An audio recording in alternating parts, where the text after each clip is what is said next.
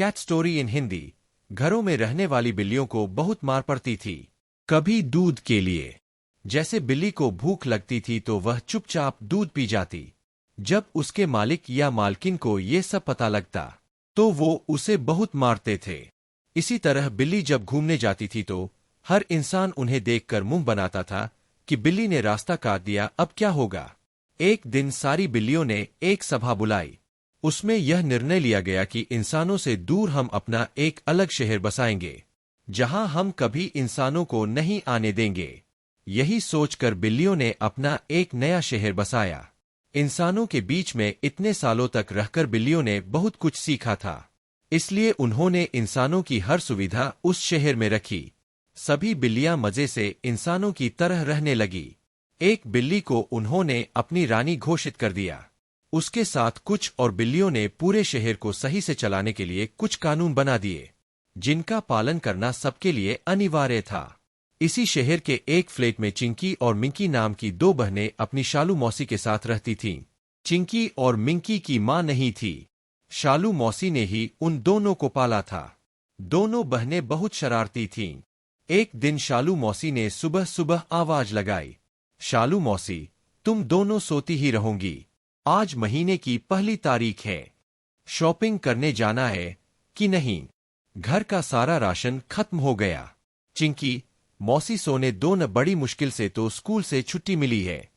लेकिन शालू मौसी को गुस्सा होते देखकर मिंकी ने जल्दी से उठकर चिंकी से कहा, मिंकी, जल्दी से उठ जा, नहीं तो मौसी यहीं आ जाएंगी। चल न, शॉपिंग पर चलते हैं। मैंने पिछले महीने एक ड्रेस देखी थी, आज तो मैं खरीद कर ही छोड़ूंगी। चिंकी, अरे लेकिन मौसी कहाँ दिलवाएंगी, वो तो एक नंबर की कंजूस है।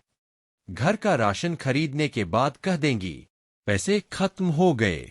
मिंकी, तू चल तो सही, मैंने कुछ पैसे जमा कर रखे हैं, कुछ हम मौसी से ले लेंगे कोई न कोई बहाना बनाकर। शालू मौसी के साथ चिंकी मिंकी एक बड़े से मॉल में पहुंच जाती है। मॉल के दूसरी तरफ कपड़ों की दुकानें थीं। चिंकी और मिंकी मौसी को छोड़कर वहां पहुंच जाती है और अपनी पसंद की ड्रेस पहनकर देखने लगती है। मिंकी, चिंकी देख, ये ड्रेस मुझे पसंद है। दोनों एक एक ड्रेस पसंद कर लेती है। मिंकी कुछ पैसे दे देती है। इधर चिंकी मौसी से जाकर कहती है, चिंकी मौसी, वहां बहुत सस्ती ड्रेस मिल रही है, कुछ पैसे दे दो, एक के साथ दो फ्री मिल रही है। शालू मौसी, क्या तू सच कह रही है? ये ले पैसे, दोनों अच्छी ड्रेस खरीद लेना।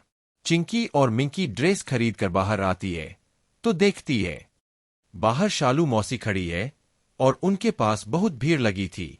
वो जल्दी जल्दी पहुंची। शालू मौसी, हाँ देखो ये दोनों कितनी अच्छी ड्रेस पहने हैं। बेटी इन्हें भी बता दो कौन सी दुकान पर एक के साथ दो ड्रेस फ्री मिल रही है। मैंने सबको फोन करके बुला लिया है। चिंकी और मिंकी की हालत खराब हो गई। छोटा सा झूठ उनके लिए औफत बन गया था। उसे छिपाने के लिए उन्होंने एक और झूठ बोला। मिंकी, अरे मौसी वो तो खत्म हो गई, सब ले गए। लेकिन शालू मौसी नहीं मानी और दोनों को लेकर उस दुकान में पहुंच जाती है। दुकानदार उन्हें सारी सच्चाई बता देता है। शालू मौसी बहुत गुस्सा होती है। फिर वो सबसे माफी मांगती है। सबके जाने के बाद वो दोनों को लेकर घर आ जाती है।